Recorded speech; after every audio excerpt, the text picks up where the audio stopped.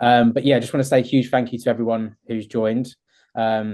Myself and Jem have been working hard behind the scenes the last 4 or 5 weeks trying to put on this event and showcase some of the good things that we've managed to do with Story Group um, over the last sort of year since we've been started working with them. And I think March this year we had a really good month in terms of referrals, but we thought it'd be such a good idea to showcase to the wider AP space because it's such an important space. There's so much good work that's being done.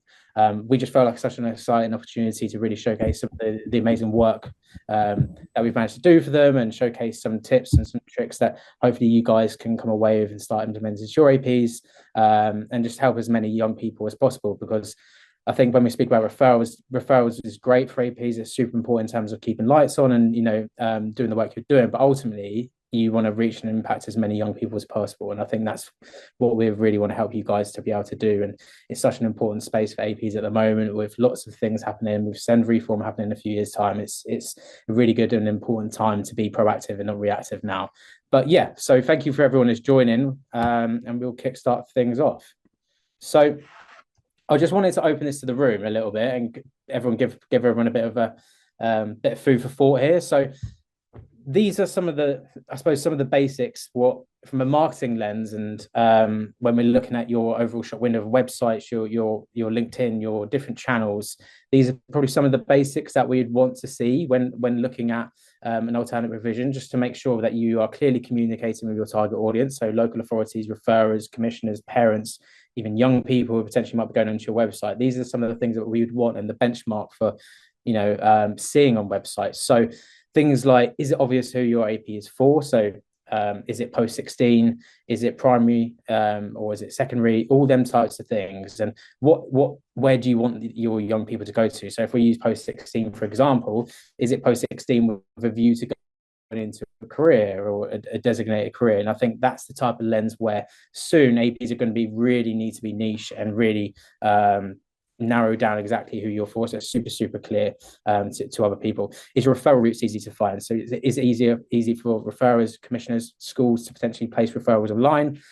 Is safeguarding obvious? Policies, you'd be surprised how many policies are not shown on alternate provision websites, and again, that's literally critical that they are on there. Is your provision shown? That's a huge one. That's something that I'm super passionate about as well. Is I always say you would never book a hotel unless you saw what room was on the actual hotel.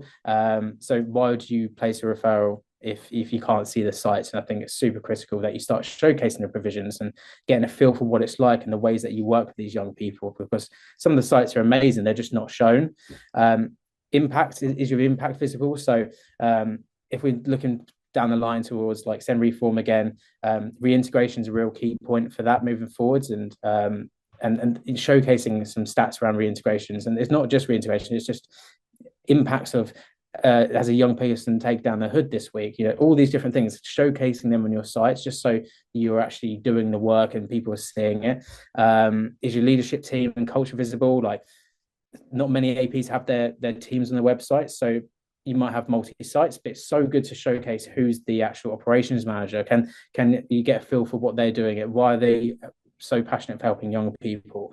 And I know recruitment's a big challenge for AP as well, but this ultimately helps to really showcase your culture as well, and that can be done through social channels. And it's a really good way to distinguish like who you are and showcase how you're proud and how much you love working for young people as well. So and I think this is a really important one. I can't tell you how many different APs all sound exactly the same in terms of their homepage when you open up.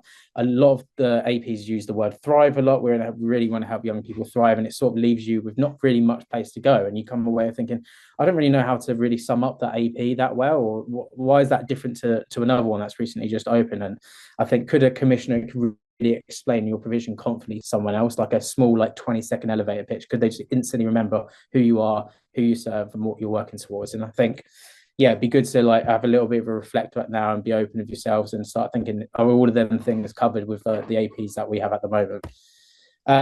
Who we are, I think Gem's going to give a little bit of an overview of who we are and some of the work we're doing, and yeah, a little tiny introduction into us.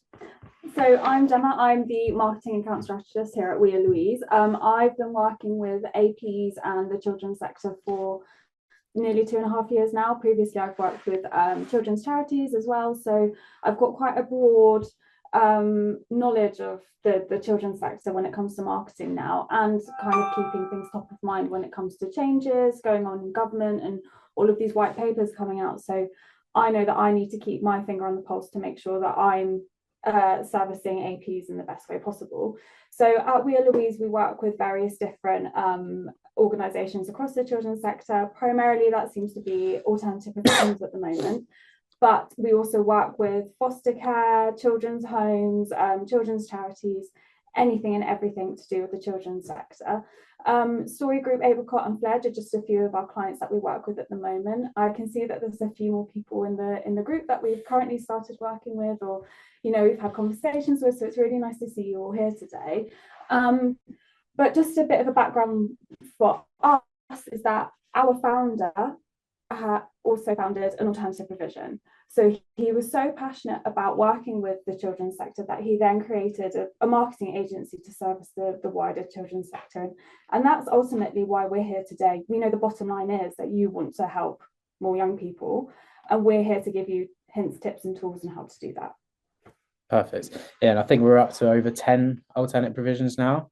And I think the good balance as well is that we've worked within side APs as well. So we've got that lens of inside, but also externally focused as well, from how you can be perceived as well from a marketing standpoint as well. So it's a really nice blend. And yeah, we love working for APs, and we're super passionate. And we just excited to showcase that.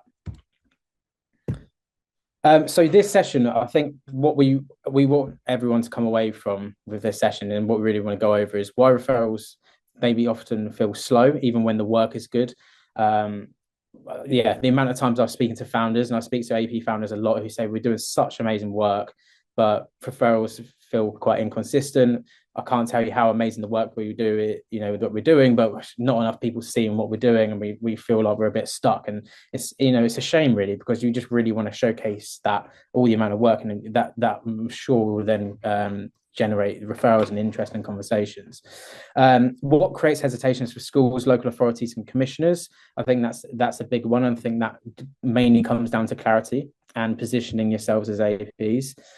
What stronger APs are doing differently, and I think Jem will go into some of the details about the works and the tips and the tricks that we've done with Story Group and how we've helped position them, and I suppose just showcasing what are the possible ways and maybe what other APs are doing that you might not have even started thinking about at the moment, but it's good to just open up your eyes and thinking about what else you can be doing, and then sort of what standard market is moving towards. Obviously, again, I've mentioned semi-reform a few times, but now is a good time to start being reactive, not proactive with things, and thinking about how we can really get ahead of the game now, so when that hits, we're really clearly positioned and really positioned well when things are going to get a little bit tighter, and there's going to be a bit more harsher in terms of the APs that they're going to be working with for these young people as well. So that's what we really want to come away from today. So what this is actually costing. So I think if the number one things that we're seeing is, so if clarity weak, referrals are slowing down, confidence lands too late, schools and commissioners are choosing the safer looking option.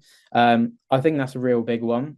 We've got a massive rise of AP starting up, and that's a really good thing, that there's more APs and there's more care for, and there's more love for helping young people. Obviously, we know, unfortunately, not everyone's doing it for the right reasons, but we really want to make sure that for the ones that are doing it for the right reasons, that they are positioning themselves correctly, because a lot of APs have really good networks, and they've been working within the local authority and commissioners for so long that they're in quite a good place in referrals. It might not be to say that their website's great and their marketing's great, but they've been around for a while. They've really generated that relationship and that trust, where that unfortunately hinders some APs, and maybe in that sort of earlier stages, that often that they go to them APs with the legacy relationships and the legacy trust. So we're really trying to help build that trust, and how you can position that with how clear your brand is, and how clear your website is, and how clear your offering is, and the services that you're providing for the young people, that we can help with that. Ultimately, growth gets harder as well. Recruitment is a real big challenge. We know that there's a big struggle within the space, and I have that conversation quite a lot at the moment. And then expansion gets harder as well, because sometimes APs not just want to have one site, they want to move to 2, 3 different sites. They obviously, not every site is exactly the same, might be primary, secondary, post 16, all these different things. But if you're not thinking of how clearly you're coming across, it might hinder the types of referrals and set you back. And good work gets missed when trust arrives a bit too late. So it's really clear to evidence that straight away and as clearly as possible.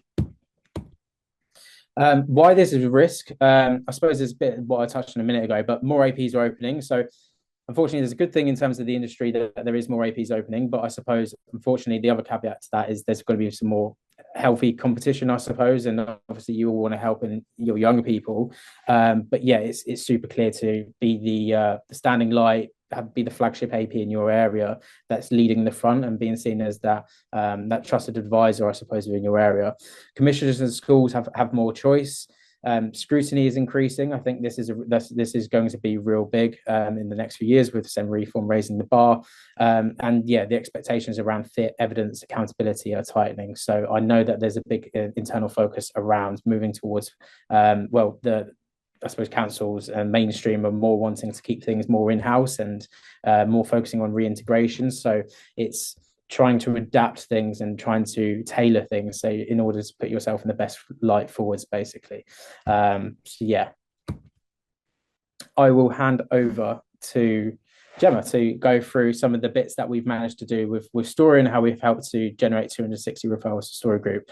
I don't want to just jump in straight away and pass it to Gem, but I just want to make it a big caveat in the room is we really don't want this to be a promise that you're going to go away and generate 260 referrals. Like, we've managed to help Story do that in March, and it was an amazing achievement for everyone involved. But we just thought it'd be such a good opportunity to showcase that to the wider industry, the wider space that this is, to showcase some of the ideas. We don't want to say this is you're going to get that, but more of just opening up and inspiring you guys and helping, basically. So yeah, but I'll pass over to Gem. So just to kind of echo what Kurt said, like, I've been working with Story Group for over 2 years now. So I started with Story Group initially, and when We Are Louise was created, I moved into the position, and they're still my account today. What I kind of want you to pay attention to is the look and feel of Story Group. Their branding is really well established, and this is something that we've all worked really hard as a team to ground and to make eye-catching and really stand out. I understand that a lot of logos are created quite off the back, and a lot of branding is created more as an ad hoc reaction to opening a business. What Story Group have done is really thought about the story behind their messaging, their look, feel, how they present themselves. And that's something that we've really harnessed to make sure that their tone of voice is really, it remains the same and consistent across all platforms, whether that's website, email campaigns, social media, direct mail campaigns, events. Anything and everything we create for Story Group has those same pillars.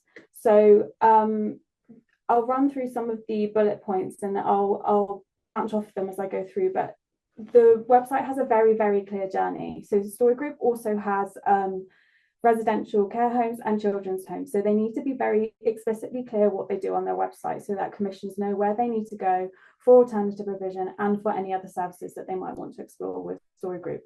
So from the off, their website has to be very compelling and very clear as to their services, so that the commissioner can go on the right journey, and also schools can find the right information they need if they want to refer a young person in. There's also a really obvious referral route. So throughout the Story Group's website, there are clear referral buttons. So a call to actions that say make a referral, start a referral, inquire about a referral, how do I make a referral, blogs about referrals.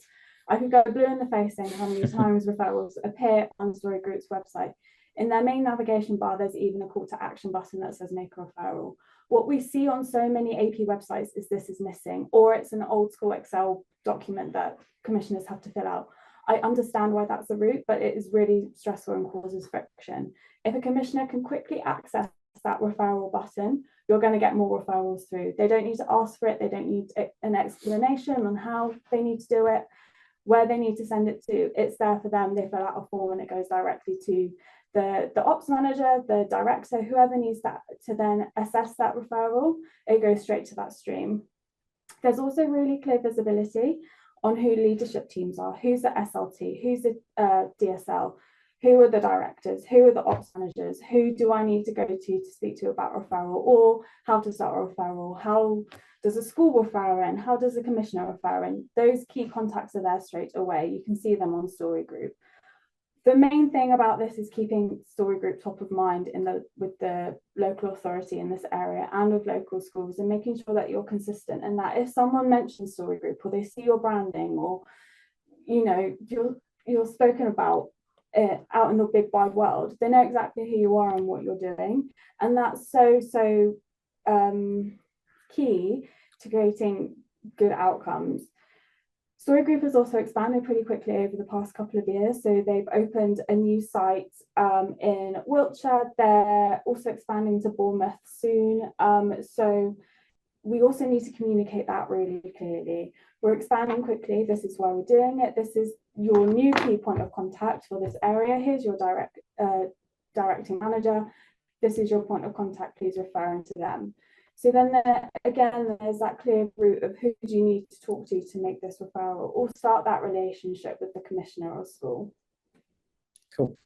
I think just to quickly add on to that point as well, and I think in terms of the referral, when you click the referral page, it takes you to a direct form that's embedded into the website that takes like up to 10 minutes to fill out as well, which is like really clear, and the user journey from that person referring is super simple.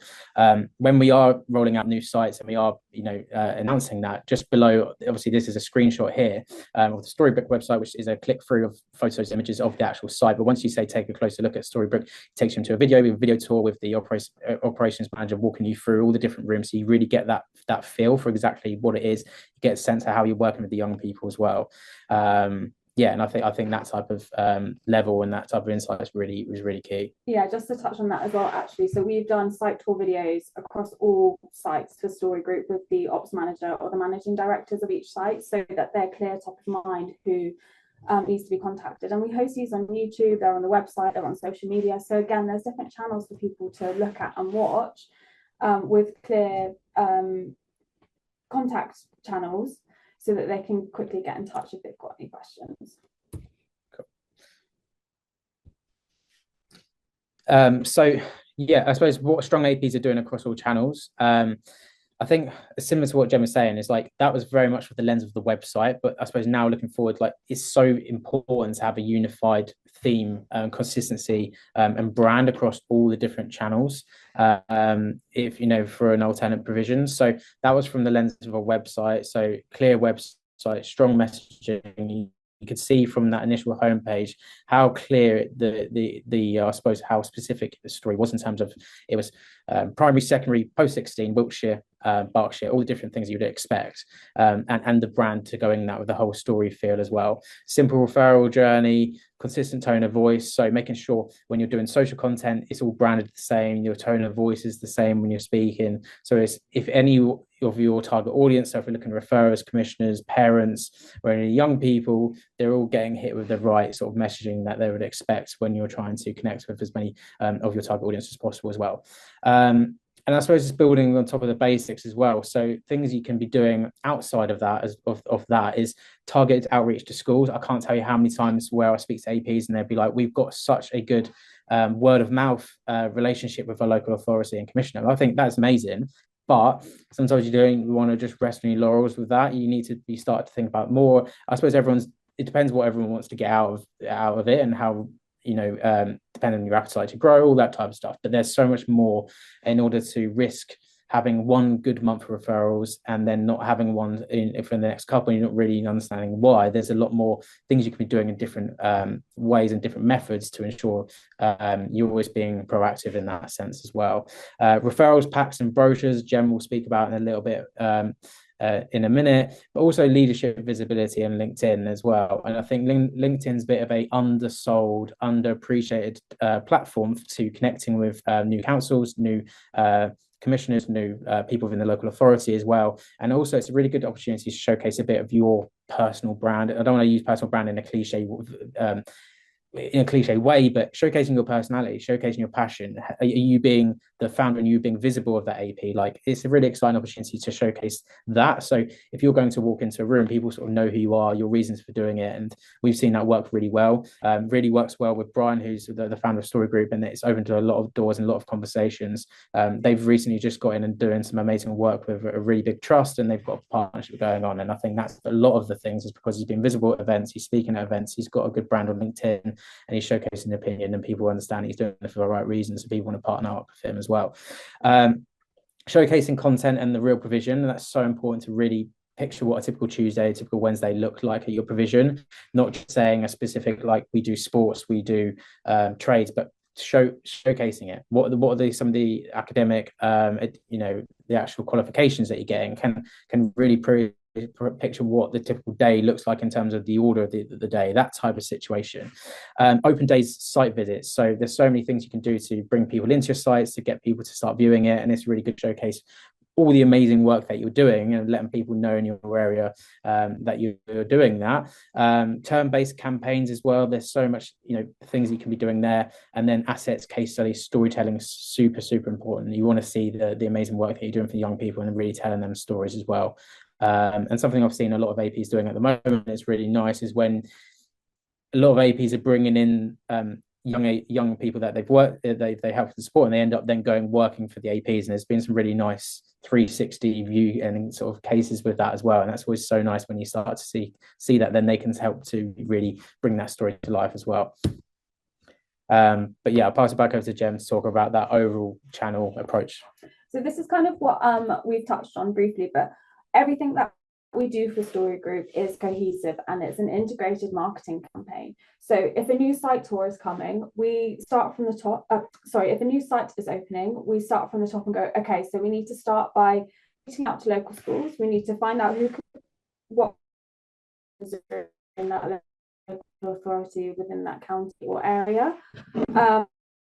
We then do an announcement on the website so that people know that it's coming. We then know about changes. We're then going to do a direct mail campaign to those local authorities and schools, because we want to target them from all areas, make sure that they're hearing that this new site is opening. We then want to speak to the parents and families of the young people, and we also want to speak to those young people directly. So we're going to do an announcement on social media, but we'll do a few posts so that we make sure it's being seen. What we're also going to do is post on local Facebook groups and other pages to make sure that people hear about the incredible new site that's opening, because even though a parent might not be able to make a referral directly into your AP, they can then talk to their school and say, hey, we've heard that X AP is opening, or they're opening a new site in our area. We know we can't make a referral, but can you help support us? And then the school will take the next steps from there if they're able to. So this is kind of what I wanted to showcase here, is that we've done new site tours. This is for the Wiltshire tour. This is Brian, one of the founders of Story Group. He did a site tour at the new Wiltshire site and show people around so that people get to know the personality of the AP. Charlotte on the right is one of the ops managers at Story Group. So she helps head up AP across all sites. And again, we're just showing local authority and schools and families who she is, what she does, get to know her, get to see the personality of the staff that work here. That also works incredibly well for recruitment. If people can understand the people that are working within Story Group, they're going to want to work there. And referrals are going to want to make a referral into you because they know who you are and they trust you. They can see you, they hear you, they understand you. On the furthest right is a monthly newsletter. This is a free tool on LinkedIn. So you can create a newsletter every month on LinkedIn. You just need to write it. That's it. It's as simple as that. And then you can schedule it, publish it out, and people can read it. Story Group have nearly 300 subscribers to their newsletter every month. That's 300 people, families, staff members, commissioners, local authority and schools reading this newsletter, and you go, hey, I completely understand who Story Group are and what they've been up to. I know now that they're top of mind. I remember who Story Group are. I trust them. I can see them. They're visible. I'm going to make a referral into them. Cool. And I think just to quickly add on to that as well, quickly, is that in terms of that whole brand and that whole cohesive feel, the monthly chapter links straight back to story, like the whole sort of story group, books, that whole type of field as well. And I think it's in talking about that brand cohesion, there's another like bit of evidence there as well. And the only other point I was going to mention was around the parent site feel on potentially Facebook. I think it's super important. I'm a parent. If my little boy was going into an alternate provision, I would want to see what that alternate provision is doing. I would like to see the sites, the way they work. Not many people doing it, and I just know as a parent, I would personally would love to see the work that they're doing, so you're not feeling like you're missing out on things, and you're not left worried as well. I think it's really, really good, and it's really exciting opportunity to showcase the amazing work that you are doing for them types of reasons as well. So we also do direct mail campaigns for story groups. So we send letters, flyers, brochures, creative things as well. We're doing a campaign for after the summer holidays. That is really exciting and something I've been working on behind the scenes. I'm not going to give it away, but it's something that I've noticed across all sites that lots of young people do, and I want to bring it together and create something that we can send out to more schools and local authority to get them engaged with their AP as well. I think over the past couple of months, I've sent over 150 letters to local authority and schools throughout Berkshire, Wiltshire, Milton Keynes to advertise who story are and what they do. Also promoting local events, online events. The story group hosts training days for teachers, schools, local authority as well. They've been invited to community days within certain boroughs throughout London because they know who story group are and they know they're doing incredible work. If you can get that strong relationship, more people are likely to refer into you. Also looking again at the branding, what I see a lot across social media is people will create templates that don't reflect their branding. Now, when a local authority or a school sees that, it might be confusing because they don't really know who's posting. If you can have a clear brand identity, people will remember you and it will stick with that referrer. Perfect. And I think this is the part where I think what I see in APs are still a bit miles off or a bit behind where they potentially feel like they are is I think behind the visible basics, story also benefit from joined up messaging across every touch point. I think that's similar to what Jem just mentioned there. Stronger commissioning facing communication. So how can we really be a bit bolder with some of the wording and the messaging that we're speaking to with some of the commissioners? Leadership led credibility. So having founders are really leading from the front, and Brian is 100% doing that. Rich is also doing that as well. It'd be great to see some more founders doing it. I think there's a bit of a tendency to not hide away, but just a bit low level and sort of underneath the radar a little bit. And I think it'd be great to have some bigger personalities and showcasing your passion for helping young people come through as well.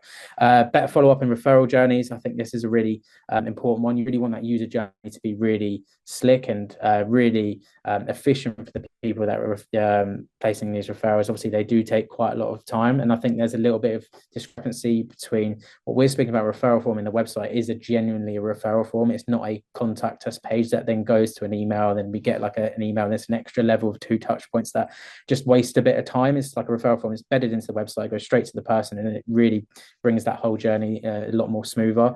Clearer proof and outcomes. Alignment between message and outreach and real conversations. And then I think all of these things getting repetition and doing this consistently over time. And I think Jen mentioned she's been doing it for 2 years now. You're working really hard over 2 years, it really starts paying off. So yeah, a lot of it does come down to consistency. So yeah. What I'm going to do now is going to pass over to our guest speaker, Jade Nevins-Brown. Jade is doing some incredible work and is a big leader within the AP space, helping so many APs across the country with their quality assurance work and getting all APs set up to really clearly position themselves and getting them to support as many young people as possible.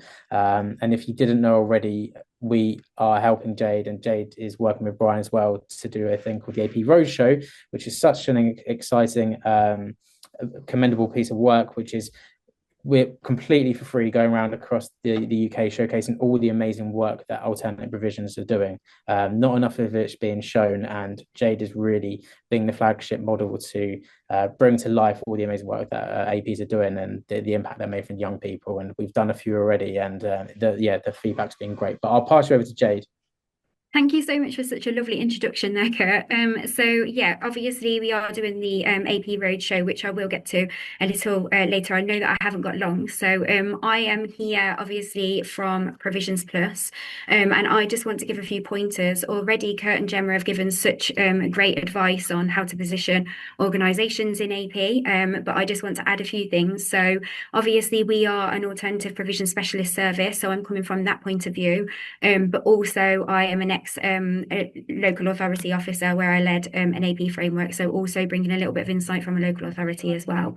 So I think one of the most important things that organisations, APs, need to be aware of is their referral routes. So when we're working with new alternative provisions all the time, when they're at the very, very beginning of their journey, and actually so many people don't understand what that looks like, or how do we get referrals, where do they come from? So it's about knowing where those where those referrals will come from in your area. So know what local authorities you have, become familiar with the frameworks and what those models look like, because all local authorities have different approaches to AP and to the frameworks. So start, reaching out to local authorities, asking questions, meeting with commissioners so that you've got a thorough understanding. And it's really, really good from the get-go to start building those relationships as well. Coming from a local authority, it always meant more to me if organisations were willing to meet with you and want to know, where the gaps are in frameworks and sort of work with you to try and create a provision that actually is going to meet the need that is currently there. And where those gaps are in a framework. But we need to be aware that there are obviously different referral routes. So we have referral routes that are direct. So organisations can take currently direct referrals from schools, and it's about knowing your internal processes around what that looks like. So if you are taking direct referrals from schools, that process will very likely look different to what the process will look like if you're taking local authority referrals. So it's about you and anybody within your team knowing the differences between those and making sure that you are set up as an organisation to respond efficiently to either of those referral routes, and just being confident with that approach, really. That leads me on to the next thing. So making sure that when you are aware, obviously, of referral routes and what your internal processing looks like, making sure that you have the right team around you that's leading on parts of that. So it could be that there's one person or a number of people leading on the whole process, or it might be that it's split. But just make sure that internally your team are fully prepared for what that looks like and know what it is that they need to be doing as part of that journey, so that it's efficient communication and that nothing's being left. Kurt just said just a moment ago about good communication. It is key. So being efficient and making sure that we haven't got schools, local authorities sitting and waiting for responses for days. We need to be making sure that as soon as we're receiving those referral forms, that if you have any questions or you need further information, that you're going back to them efficiently. We're asking for the right level of detail. However, if we have a really robust referral form, which has also been touched on, all of your staff team understand what your core values are as an organisation and that they are demonstrating that in all of their practice. And that is very clearly shown in, obviously, anything that's going out on social media, any literature that you have, and just really sort of living by those core values. So don't just put them on the literature because they look good and you think it sounds good. Let's actually be making sure that all of your staff are aware of those and that they are making sure that they are embedded into everything that you're doing. I think Kurt did already touch on being comfortable, getting comfortable in front of the camera. Lots of people, it is their worst nightmare actually being in front of the camera. And I agree, when I first started Provisions Plus, it was just not for me. I now am always in front of the camera. And that is because obviously it's all about raising brand awareness. It's about getting content out there so that people can see what it is that you're doing. And if, every day in AP is different. So let's capture those experiences and share everything that you're about and everything that is going on within your alternative provision. I think one of the really important things is there are a huge amount of APs in the country, but you are all doing something incredible. You're all doing something so special and you're all doing something so different. So it's about recognizing what you are doing that is different to other people, finding that niche and finding who your audience are and targeting them from the get-go. And the reason that I say that is because if we're doing that part right, we're going to cut out a lot of the whole meeting with people so they can see the organisation, but then it's not the right organisation. If we can capture who your audience are and what your niche is from the get-go, you will start getting more referrals that are relevant and suitable for your organisation. I'm a huge advocate for a really robust mapping process, having to be completed by schools and referrers. But that doesn't always happen. So any organisations that are referring into you, they really need to know what it is that your organisation offers so that they're not sort of sending referrals in thinking it's something and then actually it turns out that it's something entirely different. So just try and really get that across in everything that you're doing. So obviously when I first came on, Kurt did mention that myself and Brian, have the AP Roadshow that we're currently doing. That is a free opportunity for anybody that has alternative provision. So if anybody does want to take advantage of that, please reach out to me or Brian, so that we can get you on the roadshow as well. Because if you're set up and you're running and you're ready, then we are more than willing to come out to your organisation and capture some footage so that we can help you get your story out there of exactly what it is you're doing that's changing lives in alternative provision.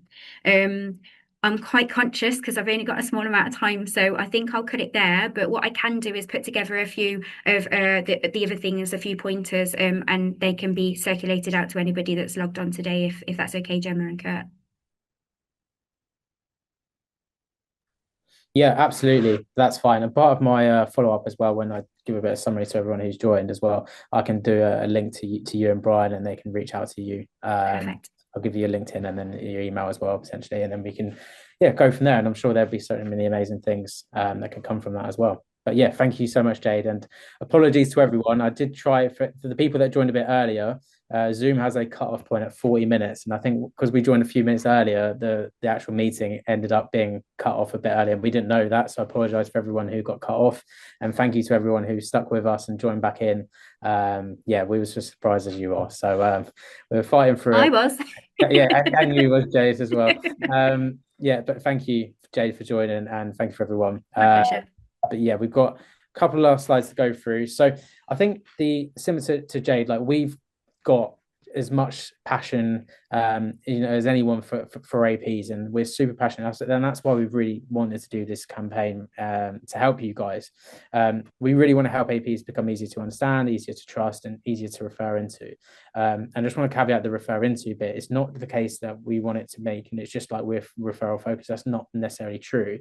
We just want you to be able to make as many impacts and help as many young people as possible. And obviously referrals help to do that. So, and that's what this specific campaign is. So what we're also looking to do is keep going with these as well. We want to do as many webinars and help as many alternate provisions as possible. So referrals was a big one for this session. Potentially in the next one, we could look to focus on some different areas. It'd be really good to get some feedback from you guys afterwards, potentially about some other conversations and some other areas, whether you want to go into more detail around specifically around the websites or anything like that, we can look into as well. But what we're seeing at the moment, what I'm seeing speaking to so many AP founders, is so many provisions are still being quietly overlooked. And we really, really want to change that. We really want to help raise the standards for APs, not necessarily just with noise and more, sticking things on the wall and hoping it sticks, but real clear clarity, confidence, and making it easier for alternate provisions to stand out from the outside to connect with your target audience as well.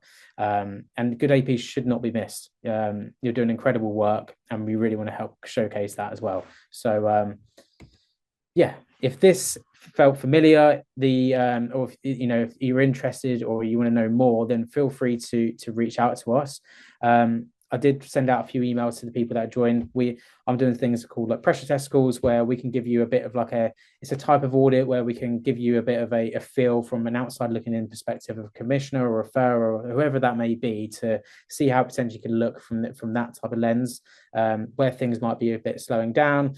What are some of the things that we potentially might start to change, some things you can start looking to do, and hopefully some ideas as well. More than happy for anyone to book in a quick call, and I'll be more than happy to jump in that with you. Or if you want to know more or anything like that, we just want to help. And any questions, feel free to reach out to myself or Jem, and I also will give yeah, Jade's contact details as well as part of the follow-up if you want to have a bit of a free content day to showcase all the amazing work that you're doing as well within the space. But yeah, I think that is it from myself and it from Jade. But just want to say a massive, massive thank you for everyone that's joined.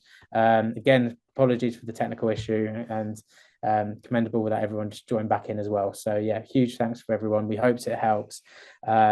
Yeah, I don't know if everyone's got time, but open to a few bits of Q&As. If anyone's got any questions, happy to stick around for as long as needed be. If everyone's happy to shoot off, then everyone's happy to shoot off. We can catch up separately. But yeah, thanks for everyone. Yeah, I don't know if you want to say thanks as well, Jem. Yeah, thank you so much. I really appreciate it. We do have a bit of time for if anyone does have any questions. If not, feel free to email us and we'll help you however we can. But yeah, if anyone's got any questions, fire away.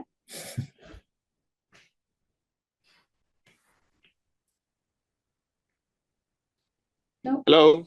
Hello. Hi, good morning. Can you hear me all fine? Yeah, all good. Oh, fantastic. Hi, my name's Aidan. I'm the director of a education company called Luma Education, and we're based in London in the borough of Hillingdon. We've kind of over the years primarily focused on English, math, science from year one up until A levels and GCSEs. And through our years, we've had many parents bring, their kids who have certain learning disabilities. And we've been very fortunate enough to have a very good network of specialized teachers who can provide that provision in place for them. So over the years, we've done this not as an AP provider, but just as part of our services. And a lot of our marketing and our kind of presence online has been in terms of an education company. And I'm really keen to see, this could be maybe a further conversation, maybe more in depth in terms of how we can pivot accordingly to have maybe a sub-page, or how we could, as an education company, provide also an AP service that's going to be as impactful as what we're currently doing. Because we're not a pure AP provision, and we're not planning to be, but it's very good to maybe hear from your experience of how you can help a company such as ours kind of go into that formally. Yeah, I find that really interesting, and it's actually quite topical for us at the moment. We've had a client who historically positioned themselves as online tutoring, and we found that they weren't getting the referrals through from local authority and schools, because typically I think tutoring in education, especially additional support, is seen as extra support for GCSEs. You might need a few hours for maths revision, that kind of thing after school, but that was just falling short of the alternative provision benchmark that they actually wanted to reach to. So it kind of sounds like maybe you're experiencing something similar, and what we've done with them is a massive campaign over the past couple of months to reposition them as an online and in-person alternative provision, and simply just using those words not as a buzzword. We've made sure that they are doing the right things to be considered an alternative provision and fit within that space, but we've seen more referrals starting to trickle in because of that slight rewording and that change of tone of voice and messaging. So that's definitely something we could help you explore. And I think maybe we need to understand you a little bit more and understand your organization in a bit more detail, but that's definitely something we could help you work with, especially if you just want it to be kind of an off branch of what you currently offer, how we can start to position you within the alternative provision space. Excellent, thank you. Pleasure. Does anyone else have any more questions at all?